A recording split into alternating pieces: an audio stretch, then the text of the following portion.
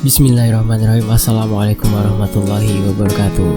Makasih banget ya buat teman-teman yang udah mau nyimak kisah ini di sini, dan tentunya untuk Kak Fadila Muiz, beliau yang menulis cerita ini. Teman-teman juga boleh mampir ya ke akun KBM-nya beliau, ada di deskripsi untuk linknya. Dan sebelum kita masuk ke bagian berikutnya, mari kita berdoa dulu. A'udzubikalimatillahit tammati min syarri. Bismillahirrahmanirrahim. Wa huwas samiul alim. Allahumma sholli ala sayyidina Muhammad. Ini dia bagian berikutnya.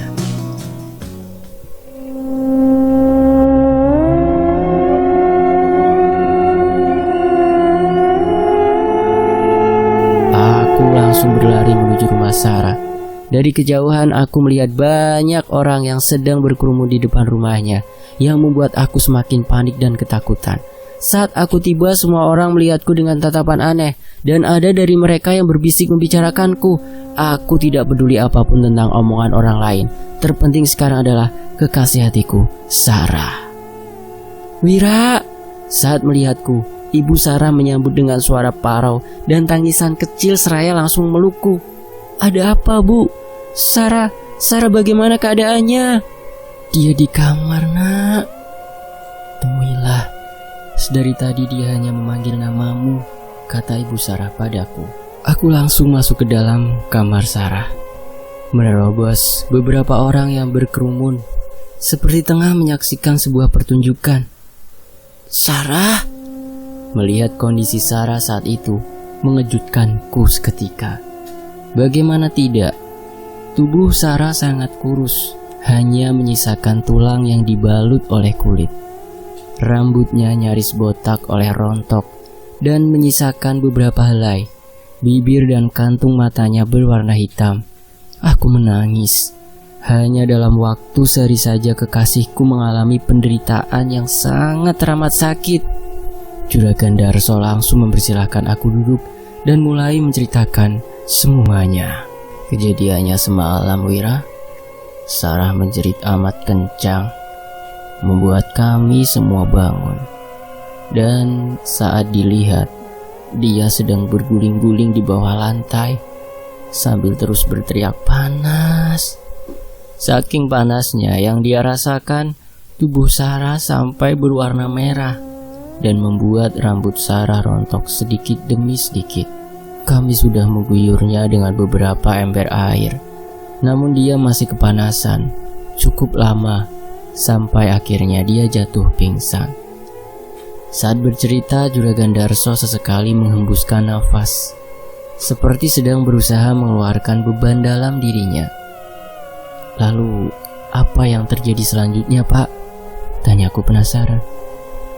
Lalu Sarah tertidur pulas, namun selalu mengigau berteriak jangan dan jangan, seperti menghalangi seseorang yang akan berbuat jahat padanya. Beberapa tabib dan orang pintar sudah Bapak panggil, namun mereka semua angkat tangan dengan kondisi Sarah. Ada beberapa opini dan diagnosis berbeda, namun menurut Bapak tidak ada satupun yang mampu diterima akal sehat. Maksud Bapak? Aku penasaran dengan apa yang dikatakan oleh dukun-dukun itu. Iya, ada yang bilang bahwa ini ulah Ki Rakso yang dendam. Ada yang bilang bahwa Sarah ketempelan. Ada yang bilang juga jika ini ulah salah satu musuhku. Dan yang paling tidak bisa aku terima adalah salah satu orang pintar itu berkata bahwa Sarah begini karena ulah Lampor. Kata terakhir Juragan Darso yang sebut itu seketika membuat aliran darahku serasa membeku. Jantungku seolah berhenti berdegup. Siapa pula yang menggunakan Lampor? Dia tidak tahu makhluk mengerikan semacam Lampor hanya akan mewujudkan keinginannya dalam seketika, namun kerugian dan celakanya seumur hidup. Juragan Darso melanjutkan ucapannya, namun kali ini dia berkata sambil tersenyum dan menggelengkan kepala beberapa kali. Bapak tahu sesuatu tentang Lampor itu? Iya, aku tahu. Di tanah kelahiranku dulu sebelum aku merantau ke sini, ada seseorang yang terjepit bangkai. kau pasti tahu tentang istilah itu. Aku sempat ditawarkan menggunakan lampor untuk kekayaan. Namun aku menolak mentah-mentah, karena bagaimanapun janji manis iblis itu hanya tipu muslihat. Pelan-pelan orang yang kita sayang akan diambilnya. Dan sekarang, aku mampu membuktikan bahwa tanpa bantuan lampor, aku menjadi kaya raya seperti sekarang. Entah mengapa perkataan Juragan Darso kala itu seperti sebuah pedang yang menghujam jantungku seketika. Tepat sekali mengenai hati. Aku yang gelap mata karena kalah saing oleh seseorang yang lebih baik daripadaku dan menghalalkan segala cara untuk menang, sampai tidak menggunakan akal sehat dan pikiran panjang untuk bersekutu dengan iblis. Padahal Bik Ningsih sudah memperingatiku lebih dulu. Saat aku dan Juragan Darso tengah bercengkrama, Sarah bangun dari tidur lelapnya. Benar saja, dia langsung memanggil namaku. "Mas, aku ingin berbicara berdua saja denganmu." Mendengar ucapan Sarah, Juragan Darso langsung mengerti dan menyuruh beberapa orang di dalam kamar keluar dan meninggalkan kami berdua saja. "Mas, nenek tua itu dari tadi terus berdiri di sana, Mas. Aku takut sekali," dia berkata sambil menunjuk ke salah satu sudut kamar. "Tidak apa-apa, Dek. Tenanglah. Aku di sini. Selama ada aku, kau akan baik-baik saja." "Tapi Mas, dia menginginkan aku." Aku menangis, berbicara sendiri dalam hati memohon agar Nyai pergi. "Jalanan, jalanan." Hanya itu yang aku dengar. "Mas, aku lelah. Aku ingin tidur," kata Sarah dengan suara pelan dan lemah. "Tidurlah, Dek. Aku akan terus menemanimu di sini." Aku menangis. Ku kecup kening dan kubelai kepala Sarah yang hampir botak itu. Sarah tertidur, namun aku tahu dia bukan ingin tertidur. Setelah beberapa saat, tiba-tiba mulutnya menganga lebar, matanya melotot, seperti menahan sakit yang teramat sangat. Dari pantulan kaca meja rias yang ada di hadapanku, aku melihat Nyai berada di atas tubuh Sarah. Nyai menindih perut Sarah. Lalu dia mendekatkan wajahnya ke wajah Sarah. Lalu membuka mulut.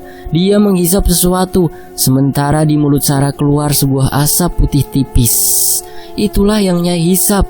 Lalu tubuh Sarah gemetar hebat sampai akhirnya terhenti dan Sarah sudah tidak bernafas lagi. Aku berusaha menahan tangisan. Saat aku melihat kembali cermin, Nyai tertawa terkekeh-kekeh mengerikan sekali. Lalu dia pergi menghilang. Barulah di situ aku menangis jadi-jadinya, sampai Juragan Darso membuka pintu dengan raut wajah khawatir.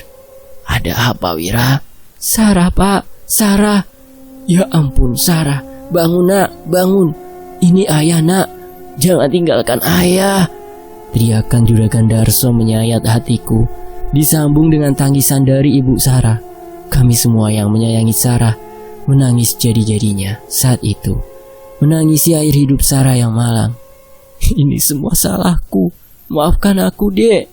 Sementara di sisi lain, pengumuman tentang kematian Sarah menyebar luas dengan sendirinya, menjadi pembicaraan semua masyarakat. Karena sakit tidak wajar yang Sarah derita sebelum ajal menjemputnya, aku marah pada ibu. Mengapa dia memberikan izin pada Bik Ningsih untuk mengambil Sarah sebagai wadah Nyai? Hingga hari ini, hari ke-7 setelah kematian Sarah, aku masih belum berbicara apapun pada ibu. Sepertinya ibu menyadari apa kesalahannya. Beliau selalu mencoba berbicara denganku, dan aku pun selalu berusaha menghindarinya. Namun, saat aku sedang duduk melamun sendiri di dapur belakang, ibu datang menghampiri dan aku pun langsung bangkit untuk meninggalkannya. "Berhenti, Wira. Duduklah, dengarkan dulu ibu." "Apa yang harus Wira dengarkan, Bu?" Ibu membantu Wira, namun ibu juga yang mengkhianati. "Ibu teramat sayang padamu, nak. Ibu tidak ingin kau menjadi korban." "Aku pun teramat sayang pada Sarah, Bu. Tidak ingin dia menjadi korban." Ibu terdiam, lalu aku lihat beliau menangis. Ingin aku memeluknya, namun rasa kecewa terlalu besar menyelimuti tubuhku. "Wira, Duduklah, Bibi ingin bicara. Biningsih tiba-tiba sudah ada di belakangku. Seperti terkena sihir aku manut. Tubuhku mengikuti perintahnya. Namun jiwaku masih sadar dan memberontak tidak ingin mengikutinya. Mengertilah dengan posisi ibumu, Wira. Mengertilah dengan rasa sayangnya yang besar padamu. Biningsih menasihatiku. Namun aku hanya terdiam, bahkan tidak ingin melihat wajahnya. Kau memang tidak bisa memiliki Sarah lagi, tapi kau bisa menyimpan jenazahnya untuk mengobati rindumu. Aku kaget mendengarnya. Namun ada rasa senang di hatiku.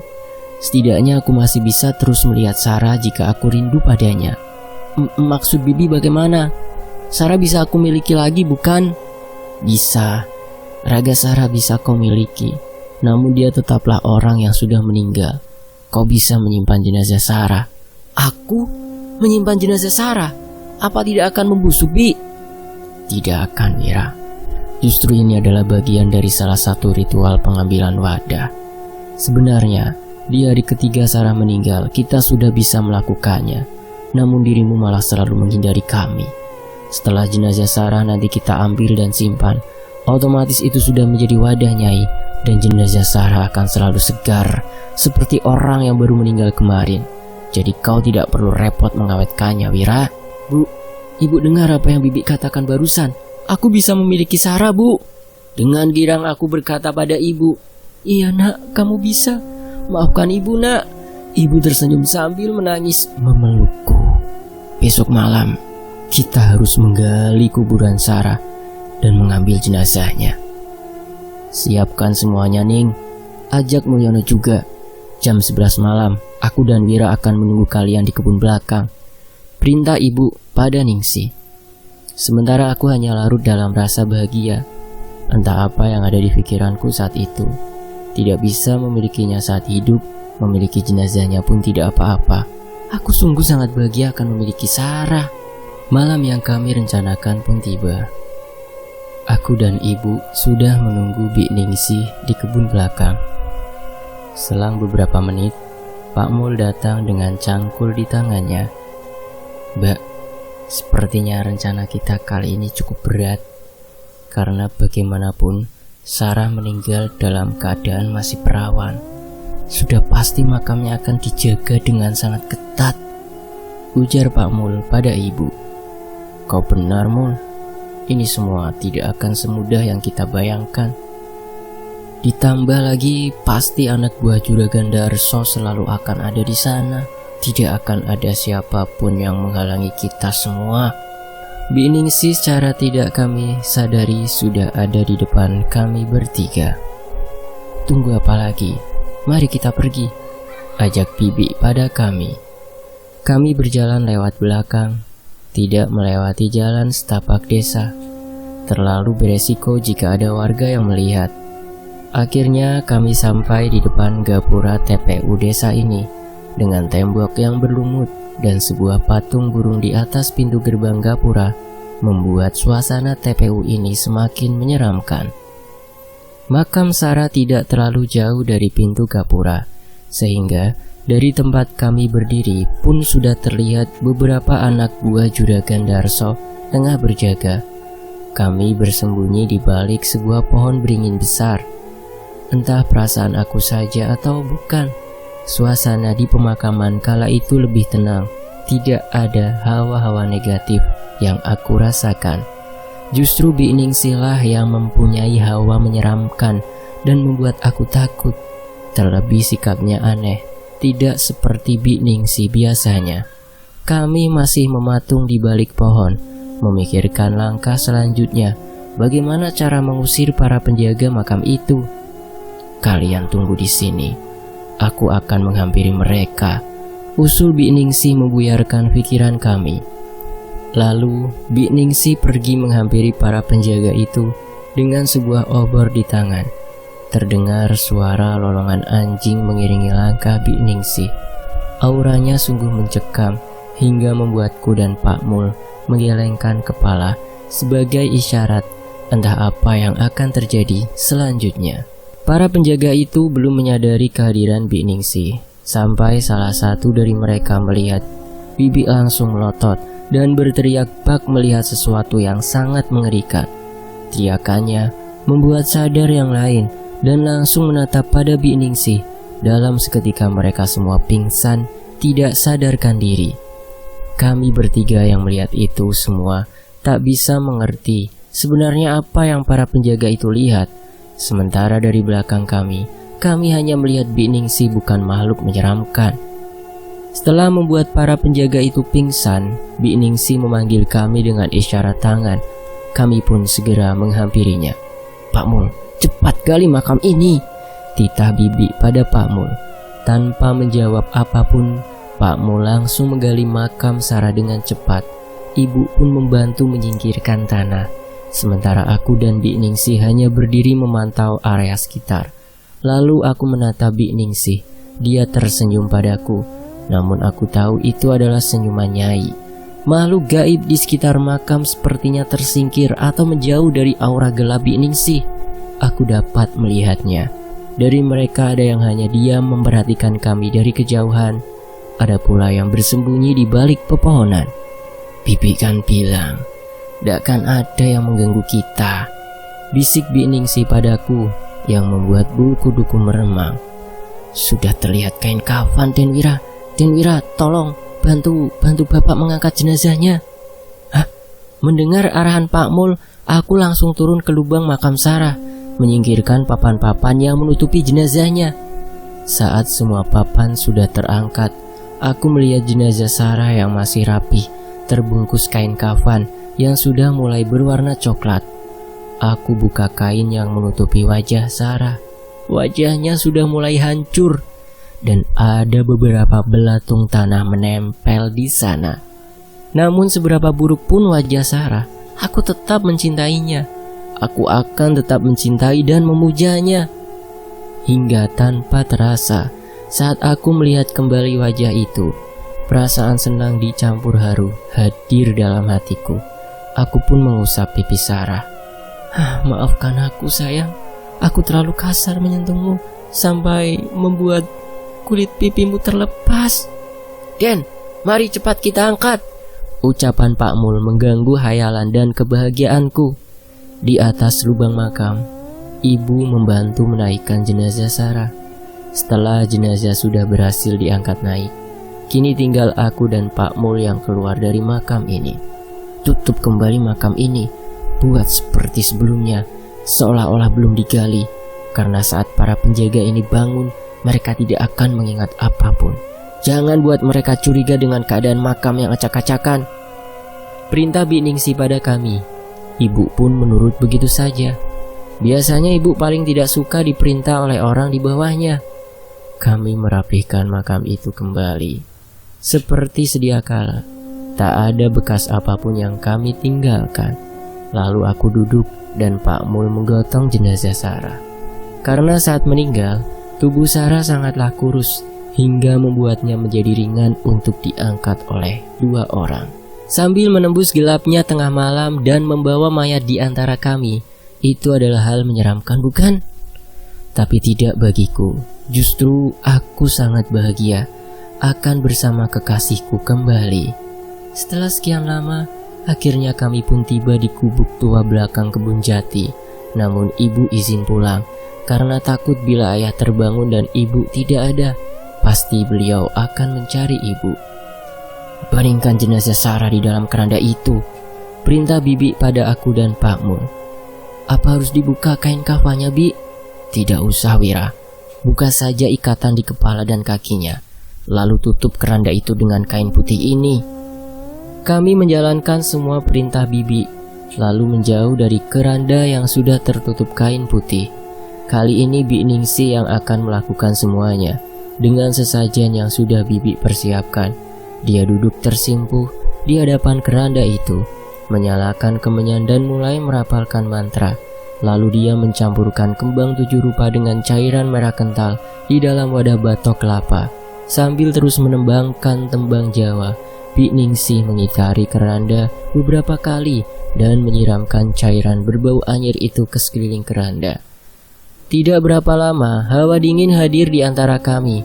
Bau kemenyan yang menyesakkan dada menambah kesan menyeramkan pada saat itu. Lalu keranda di depan kami mulai bergetar. Awalnya pelan, namun semakin lama semakin kuat, hingga membuat kain putih yang menutupinya terlepas. Aku terkejut saat melihat jenazah Sarah di dalam keranda berubah. Dia menjadi seperti sedia kala. Kulitnya bersih mulus, bibirnya merah, dan mata yang seperti memakai riasan, seperti dulu saat masih hidup. Tubuhnya pun kembali, tidak kurus kering lagi. Sarah! Karena saking bahagianya aku tidak bisa menahan diri. Aku langsung berlari menghampiri jenazah Sarah. "Sarah cintaku," ucapku pelan sambil membelai wajah cantiknya dari balik rangka penutup atas keranda. Tiba-tiba mata Sarah terbuka menatap padaku. "Jalanan, jalanan," ucap Sarah pelan dengan suara sesak. Aku yang terkejut dan ketakutan dengan refleks langsung mundur ke belakang. "Bi, ada apa ini, Bi?" tanyaku pada Bi Ningsih. Dia bukan Sarah, Wira. Dia adalah Nyai yang kini bersemayam di dalam raga Sarah. "Nyai?" "Iya kan, aku sudah menjelaskan padamu bahwa kau hanya akan memiliki raga Sarah, hanya dapat melihatnya, bukan menghidupinya kembali. Dalam dirinya kini adalah Nyai. Nyai sudah mendapatkan wadahnya," jelas Bi Ningsih padaku. "Sekarang kau tidak usah repot-repot mencari tumbal lagi, Wira, dan kemampuanmu dalam hal gaib akan bertambah. Kau juga akan menguasai beberapa ilmu kanuragan, karena kamu telah meminta kekuatan untuk membunuh Agung sebelumnya. Ingat, ini bukanlah Sarah. Namun jika kamu merindukannya, datanglah kemari. Tetapi kamu hanya bisa menatap wajahnya saja." "Baik, Bi, terima kasih. Itu sudah lebih dari cukup untukku. Pergilah, karena sebentar lagi fajar akan terbit." Aku dan Pak Mul pergi meninggalkan Bi Ningsih sendirian di gubuk itu, dengan rasa bahagia yang teramat menggebu di dalam hatiku. Pagi hari yang cerah secerah hatiku saat ini. Padahal baru semalam aku melihat Sarah, namun hati ini sudah rindu ingin melihatnya lagi. Aku keluar kamar, ada ibu dan Bi Ningsih sedang duduk sambil membereskan sesuatu di ruang tamu. Aku pun menghampiri mereka berdua. Wira, ini ibu menemukan fotomu dengan Sarah. Bagaimana kalau kita pajang di lorong?" Ibu memberikan foto itu padaku. Benar, itu foto aku dengan Sarah tepat setelah kami bertunangan. Dia sungguh cantik di foto itu. "Biar Wira yang memajangnya sendiri ya, Bu." "Iya, Nak, silakan." Aku menuju tempat perkakas ayah. Ku ambil paku dan palu. Di lorong aku akan memasangnya di sana, tepat di sebelah foto masa kecilku bersama ayah dan ibu. Setelah selesai memasangnya, aku menatap foto itu lekat-lekat, mengingat semua kenangan manis yang kami lalui kala itu. Namun fokusku kini tertuju pada deretan keris pajangan milik ayah. Di antara keris itu salah satunya memancarkan sinar merah, keris dengan gagang ukiran wayang semar. Aku semakin peka terhadap hal gaib dan sedikit demi sedikit bisa mengobati orang, kemampuan baru yang aku miliki. Di sisi lain, tidak ada kabar buruk yang aku dengar tentang makam Sarah. Tidak ada yang menyadari bahwa makam itu telah digali dan dicuri jenazahnya. Untuk memastikan itu semua, aku berinisiatif mengunjungi makam hari ini. Setibanya di TPU, dari gerbang depan, aku lihat masih ada anak buah Juragan Darso yang berjaga. Aku pun menghampirinya. Ada Den Wira," sapa salah satu penjaga padaku. "Rindu ya Den, jadi kemari." Tanya yang lainnya padaku. "Iya Mas, rindu. Jadi mampir dulu kemari sebentar." "Oh iya, bagaimana selama menjaga? Apa aman-aman saja?" Aku bertanya untuk memastikan. Kulihat makamnya pun masih rapi, seperti belum pernah digali. "Aman Den, cuma saat kami datang hendak bergantian dengan yang bagian jaga malam, kami melihat mereka tertidur semua di sini, ngantuk katanya. Tapi untung makam ini masih dalam keadaan baik," ucap salah seorang menjelaskan semuanya padaku. Tertidur? Mereka semua tertidur? Iya Den, agak aneh memang. Tapi namanya juga manusia, pasti ada lelah dan salah. Makamnya masih dalam keadaan baik kok. Syukur tidak terjadi apa-apa saat mereka semua tertidur. Aku mengangguk. Berarti benar apa yang Bi Ningsih ucapkan. Mereka tidak akan ingat apapun. Setelah memastikan semuanya baik-baik saja, aku pun pamit pulang. Ah tidak, aku akan mengunjungi Sarah di gubuk. Sampainya di gubuk, kau sungguh cantik, bahkan lebih cantik dari saat masih hidup sayang. Andai kau memilihku saat itu, bukan Agung, pasti tidak akan begini jadinya. Kita akan bahagia, Agung pun akan selamat. Aku menangis sambil memandang Sarah yang terbaring di dalam keranda. Dia masih menggunakan kain kafan. Bi Ningsih melarang untuk menggantinya. Dan kata Bi Ningsih, Sarah tidak akan pernah membusuk karena kekuatan Nyai. Sarah akan terus terlihat seperti seseorang yang sedang tertidur. Aku terus menangis, menyesali semua perbuatanku, keegoisan diriku untuk mencapai semua keinginan. Tidak terasa waktu sudah menjelang malam. Terlalu asyik aku memandangi Sarah sampai lupakan waktu. Orang rumah pasti mencariku. Aku pergi ya dek, besok kita bertemu kembali. Aku tersenyum, membelai lembut pipinya, lalu pergi meninggalkan Sarah. Sementara itu, tok tok tok tok, Pak Lurah, Pak. Suara seseorang berteriak di luar. Siapa yang bertamu di jam begini? Sang Fajar pun belum siap menampakkan dirinya. Karena dari tadi tidak ada siapapun yang menjawab ketukan pintu itu. Akhirnya aku memberanikan diri untuk menemuinya. Ada apa Pak? Bertamu di jam 3 pagi ini? Jawabku pada seorang bapak-bapak warga desa ini. Aku tahu karena rumahnya tidak terlalu jauh dari kebun jati sebelah barat. Den, apa Pak Lurah ada? Jawab bapak itu dengan suara yang terdengar ketakutan dan wajah yang terlihat panik. Siapa Wira? Belum aku menjawab, ayah sudah menghampiri kami. Ini ya, ada warga yang mencari ayah. Duh, Pak Isman, ada apa Pak? Pak, tolong saya Pak. Anak saya hilang dari semalam. Dia tidak pulang. Saya sudah mencari ke rumah teman-temannya yang lain, tapi tidak ada. Bahkan mereka bilang anak saya sudah pamit pulang dari semalam. Anak bujang Pak Isman? Iya Pak, tolong bantu saya mencarinya Pak. Istri saya menangis terus sejak tadi malam. Baik Pak, kita tunggu matahari terlebih dahulu, karena akan lebih mudah mencarinya jika dalam keadaan terang. Sekarang Bapak pulanglah, tenangkan istri Bapak. Nanti saya ke rumah bersama beberapa warga lain untuk mencari anak Pak Isman. Baik Pak Lurah, terima kasih sebelumnya. Permisi. Pak Isman pamit pada kami. Ayah mengambil nafas dalam-dalam, lalu menatapku. Seketika aku langsung memalingkan wajah dari ayah. Kembalilah ke kamar Wira, nanti kamu juga harus ikut dengan ayah. Baik ya.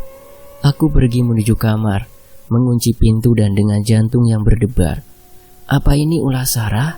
Maksudku Sarah yang kini telah menjadi wadah Nyai.